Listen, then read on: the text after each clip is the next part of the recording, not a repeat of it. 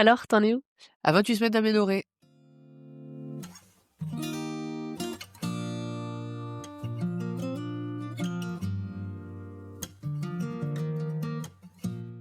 Il y a un sujet dont j'entends souvent parler auprès de mes amis ou même de manière générale sur l'arrivée d'un deuxième enfant, sur le fait d'avoir assez d'amour pour offrir à ce nouvel enfant. Souvent, c'est une peur qui paraît déraisonnée, mais qui revient quand même C'est vrai. régulièrement. Et aussi se dire, bah voilà, c'est un nouvel être. Est-ce qu'on est prêt à accueillir, puisque maintenant qu'on connaît un premier, est-ce qu'on est prêt à accueillir une nouvelle personne et toutes ces peurs. Et je me demandais, toi, comment t'avais vécu ça la première fois déjà que tu l'as rencontré?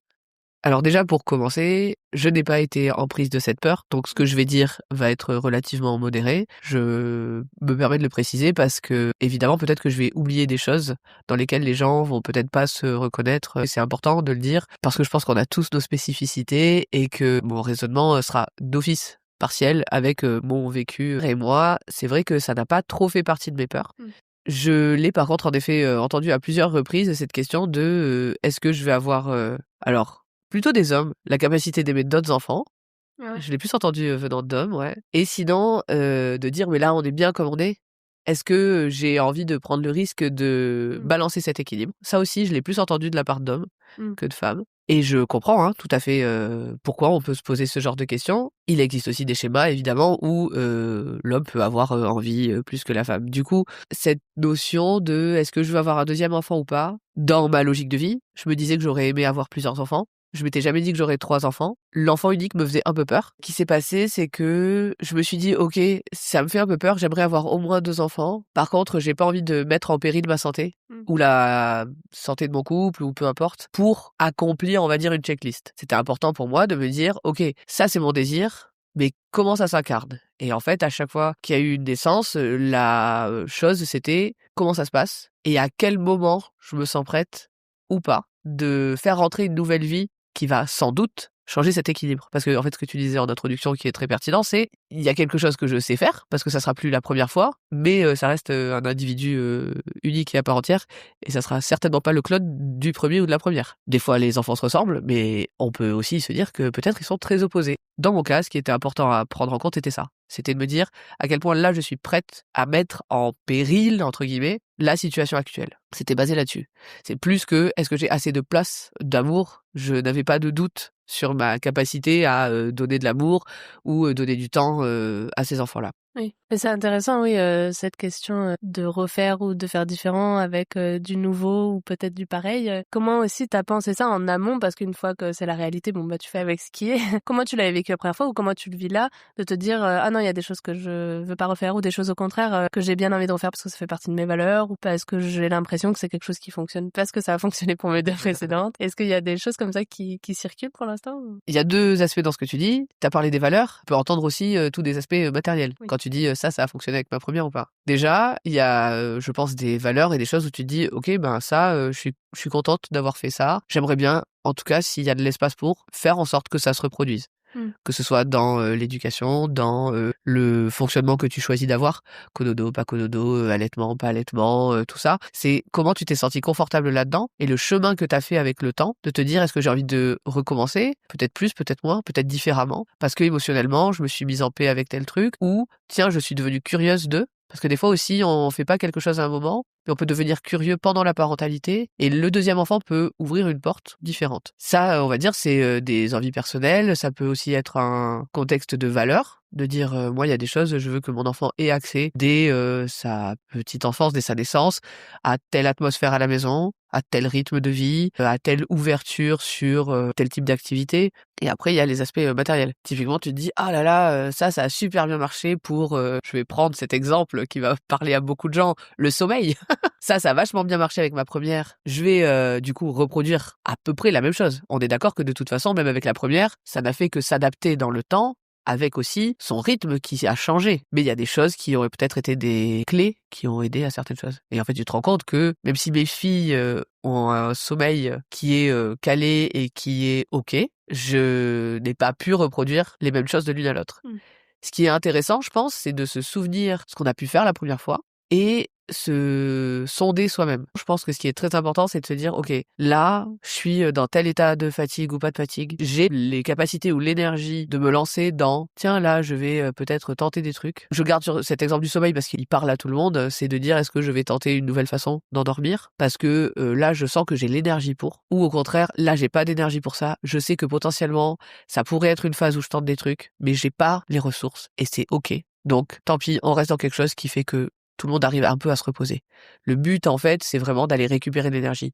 Je prends l'exemple du sommeil parce qu'il parle à tout le monde et que sans sommeil, tout part en vrille, globalement dans la vie, hein, même en tant qu'adulte, même sans enfant, mais d'autant plus dans ce contexte. Et en fait, ça a une conséquence sur tous les autres développements, sur tous les autres apprentissages et sur la sérénité, justement.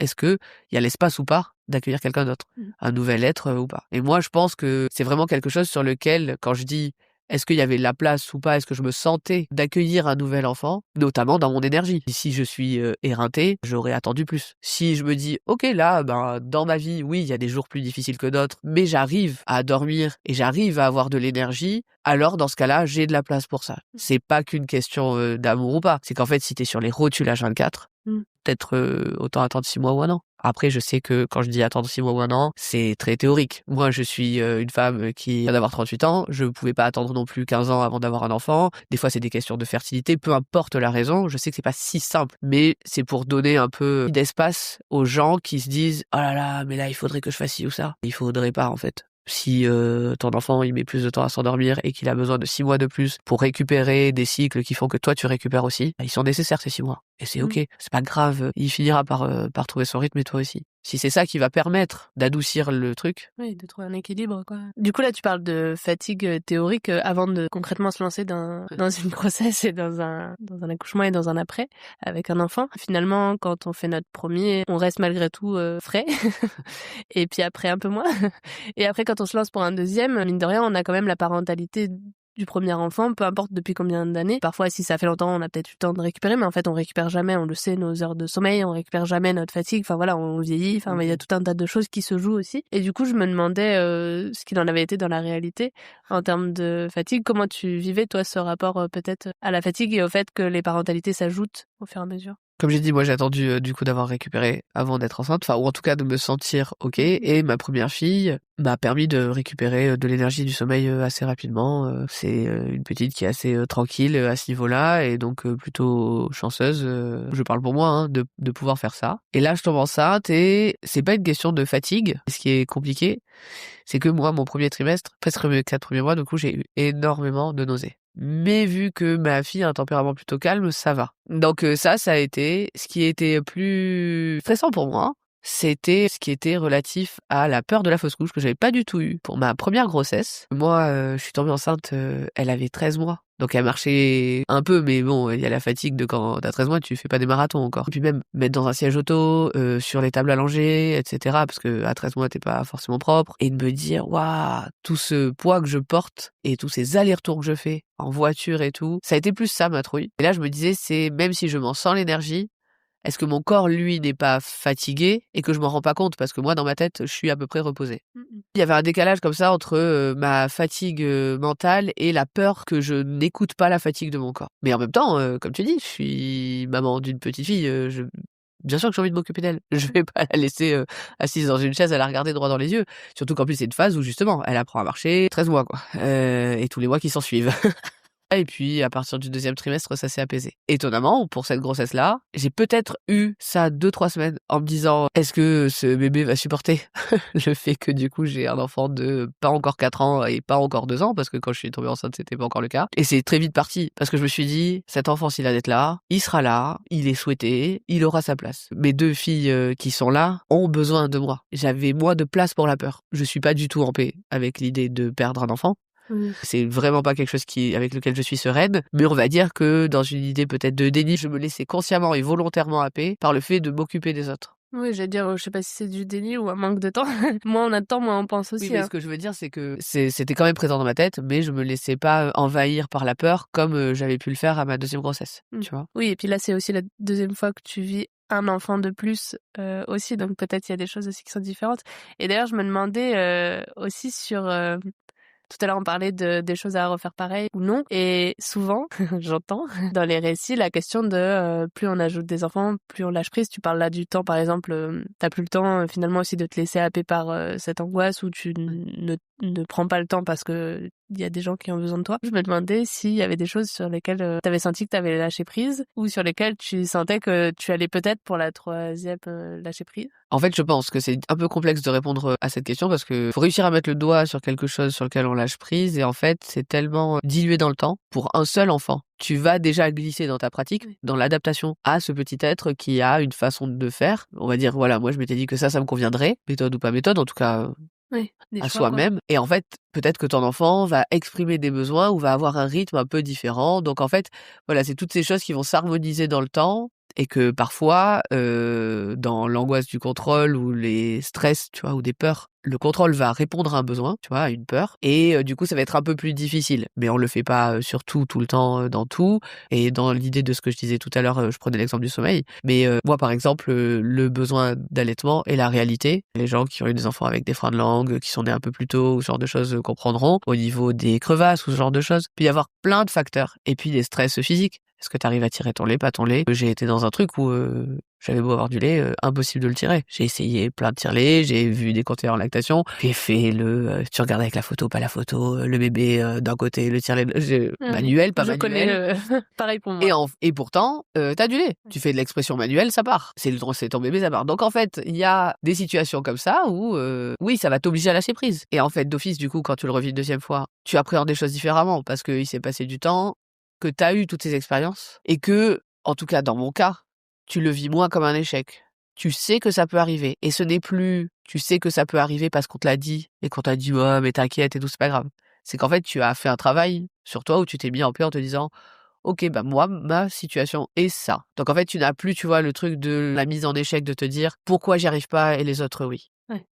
Moi, il y a vraiment ça, je pense, qui a joué. Je me suis culpabilisée ou je me suis jugée vis-à-vis des autres femmes, vis-à-vis de tous les bons conseils qu'on peut te donner, de dire il faut faire comme ci et pas comme ça, mais t'inquiète pas, ça va aller, ou alors t'inquiète pas, c'est pas grave. Oui, mais ça, quand t'es seul avec toi-même en train de dealer dans la fatigue, le t'inquiète pas, c'est pas grave, oui, c'est pas grave. Mais il n'empêche qu'à ce moment-là, c'est quelque chose qui te brasse. Donc, quand tu le revis, que ce soit l'allaitement ou autre chose, tu fais moins face à cet échec ou à cette surprise de ton corps ou du corps de ton bébé, parce qu'en fait, tu l'as déjà vécu, voilà, tu l'as déjà expérimenté, et tu sais que ça peut arriver, plus de manière théorique, mais de manière très concrète dans ta chair.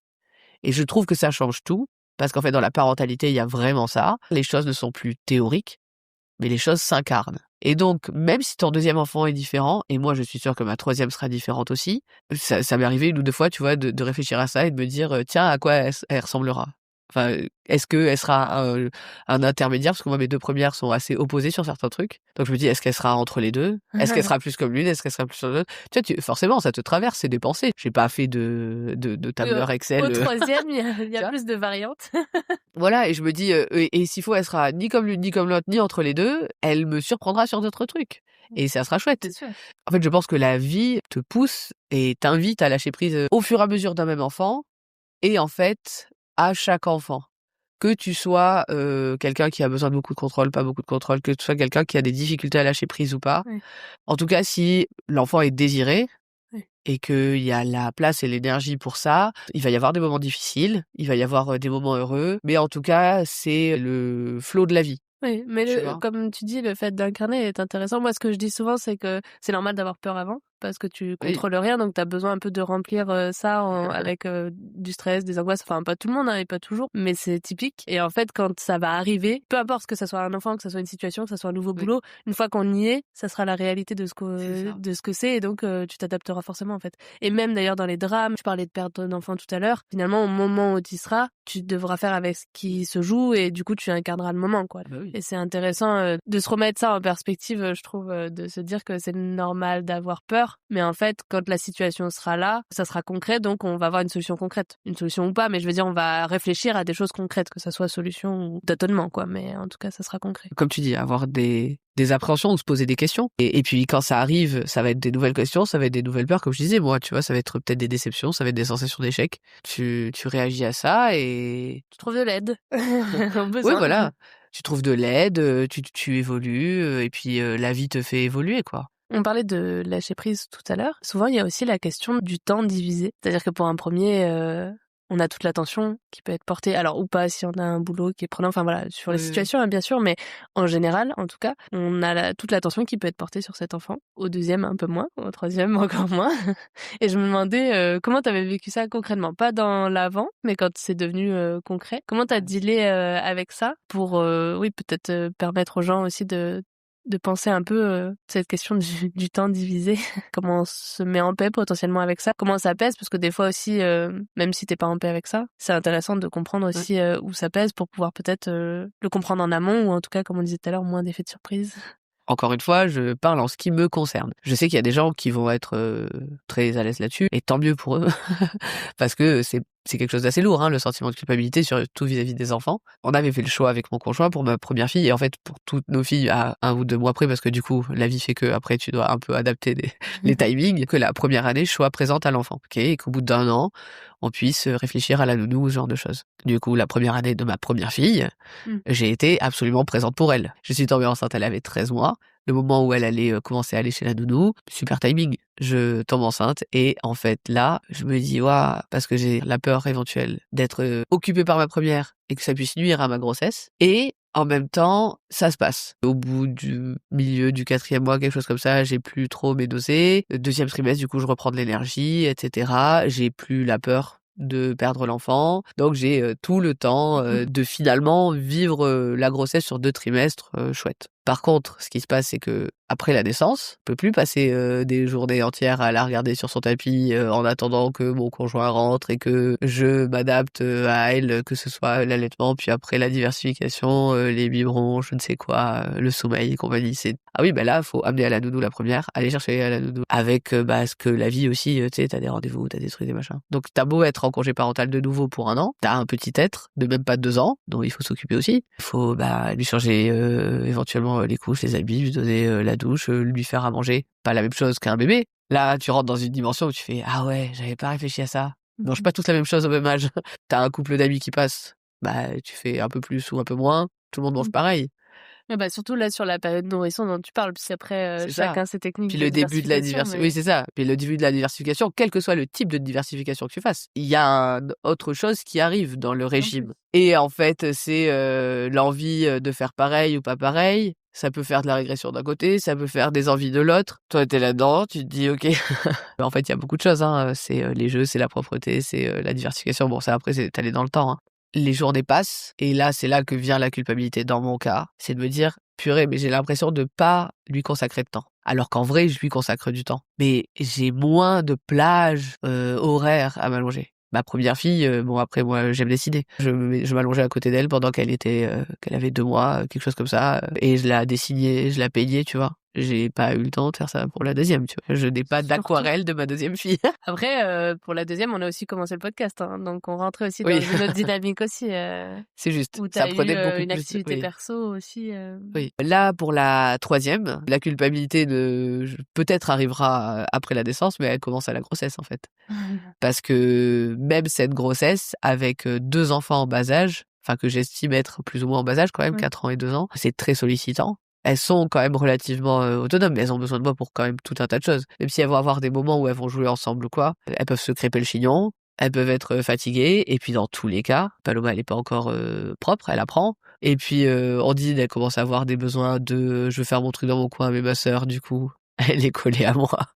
Et puis tout ce qui fait la vie, à manger, se mettre en pyjama, se brosser les dents, tout ça là. Tout est doublé, après je me dis waouh, ça sera triplé. Et puis t'as de fait moins de temps aussi pour te poser, rien que pour ton ventre, c'est ce qu'on parlait notamment à la séance d'autonomie. Et ça c'est important aussi, moi je le conseille souvent, d'autant plus quand on a plusieurs enfants, d'avoir ce temps justement où on s'arrête un peu dans la grossesse et on dédie quelque chose à cet enfant aussi. Là on a rendez-vous avec l'enfant. On peut essayer de le faire dans la vie quotidienne, mais c'est d'autant plus dur avec plusieurs enfants quoi. Alors c'est plus dur, moi j'essaie au moins avant d'aller dans le lit. Je me pose sur le canapé ou sur un fauteuil, peu importe. Dans le lit, t'as pas la même présence, je trouve, en tout cas dans mon cas. Vraiment offrir de la présence à l'enfant, de te connecter un peu avec ça, éventuellement dans la journée si t'as pareil. C'est 5 minutes. Des fois genre, juste viens de poser ma fille à l'école, je reste dans la voiture avant de redémarrer parce que je sens qu'elle est réveillée, qu'elle bouge. Je suis là, coucou, tu vois. Je suis là. Et ça m'aide à moins culpabiliser. Mais les premiers mois, ça a été un peu ça. Et comme tu dis, donner rendez-vous à l'enfant, ça peut être pas mal pour se mettre en paix là-dessus. En fait, il y a quelque chose de presque paradoxal, c'est que j'ai le sentiment de passer à côté en tant que relation mère-fille. Et pourtant, Ondine a une passion pour ça. Donc en fait, elle m'y replonge tout le temps. Et ça m'aide. Et c'est ça, au début, je pense, ma culpabilité, c'était de me dire pourquoi c'est à ma fille de faire un geste pour que je me connecte à ce bébé, alors qu'en fait, c'est pas que je refusais de m'y connecter. C'est juste en fait que j'étais prise dans les trucs. Et aujourd'hui, je me dis, c'est trop chouette. Et je la remercie, tu vois, de m'offrir encore plus de temps où, même si ça passe par elle, ça crée quelque chose. On m'a dit une fois un truc intéressant, on m'a dit il faut laisser aussi les enfants nous offrir des choses. Et souvent, on a tellement la responsabilité qu'on ne laisse pas cet espace où on est là en mode non, mais c'est moi qui devrais, c'est pas son rôle. Tant que ce ne sont pas des rôles lourds, en fait, ils ont le droit de nous apporter finalement aussi des choses et il faut être prêt à les recevoir, quoi. C'est ça. Par exemple, quand on parle de lâcher prise, alors, bon, ça n'a rien à voir, mais ça vient toucher quand même quelque chose de cet ordre-là, je trouve. C'est tellement, de toute façon, spontané et plein d'amour. Et l'autre fois, elle m'a dit un truc, j'en ai pleuré, évidemment, hein. Elle me dit, mais moi, tu sais, j'ai plein de petits sacs de cœur dans mon corps. Et du coup, quand je fais des bisous sur ton ventre, en fait, il y a les petits cœurs, ils sortent comme ça, par le côté pointu. Comme ça te fait pas de bobo au ventre. Bah, ça rentre dans ta peau comme ça et ça va jusque dans l'utérus. Et ça te donne l'amour directement à Saturne sans te faire de bobo au ventre. Et c'est trop beau. En fait, elle me dit ça, moi je pleure, je la remercie. C'est fou comme elle conceptualise là qu'elle a 4 ans alors qu'il y a 2 ans en arrière, c'était pas le cas. Le fait que tout ce qu'elle fait, c'est pour lui donner de l'amour. Quand tu dis, tu vois, faut laisser les enfants nous offrir des choses, moi je pense qu'il y a pas de... Je peux pas recevoir un plus beau cadeau. Et je pense que ça joue dans aussi cette capacité à lâcher prise. Ouais. Il y a un truc que j'avais lu aussi un jour et que j'avais trouvé super intéressant. Ça paraît basique, mais c'est important de le rappeler. Pour chaque enfant, on est une mère différente. Là, tu es plus la mère d'un seul enfant, mais tu es la mère de 2. Donc t'es déjà différente de quand t'étais la mère d'un enfant. Là, t'es la mère de 2, mais du coup, t'as aussi quelques années de plus, forcément, que ça soit 1, 4 ou 6. L'environnement aussi n'est plus le même. Potentiellement, c'est plus la même maison. Potentiellement, c'est plus le même travail. Potentiellement, tout un tas de choses. T'as pas la même coupe de cheveux. T'as pas la même fatigue dans ton corps. Et j'avais trouvé intéressant l'idée de se déculpabiliser aussi à la comparaison à l'enfant d'avant ou à la situation d'avant. Tout comme quand on devient mère, on est quelqu'un d'autre. Pour cet enfant, on est cette mère-là. Et de toute façon, l'enfant prend ce qui vient, tu vois. Et pour le coup, lui, il ne fait pas de comparaison à ce qu'il y avait avant. Il n'était pas là et il s'en fiche. Et du coup, on est cette mère-là pour cet enfant, comme on était cette autre mère-là pour cet autre enfant. Et le relativiser avec l'idée, bah oui, forcément, j'aurai tant d'années de plus, forcément. Là, je serai plus la mère d'un seul enfant, je serai la mère de 2 enfants, donc identitairement, je serai déjà différente. Et j'avais trouvé cette pensée basique, mais intéressante et assez douce pour tenter de relativiser, tenter. Et alors, j'aurais pas dit basique, j'aurais dit ça paraît évident quand on le dit. On n'y pense pas, mais c'est clairement la réalité. Il y a rien de plus juste que ça. C'est très bien, je pense, formulé. Ouais. En tout cas, que ça soit le premier, le deuxième ou le troisième, on passe tous par la préparation, que ce soit mentale ou physique, à l'accouchement. Et toi, en l'occurrence, ça va bientôt commencer. Et du coup, à l'occasion, on pourra parler de tout ça et rentrer dans le vif du sujet de cette fin de grossesse. À bientôt, du coup. À bientôt. Ciao. Ciao.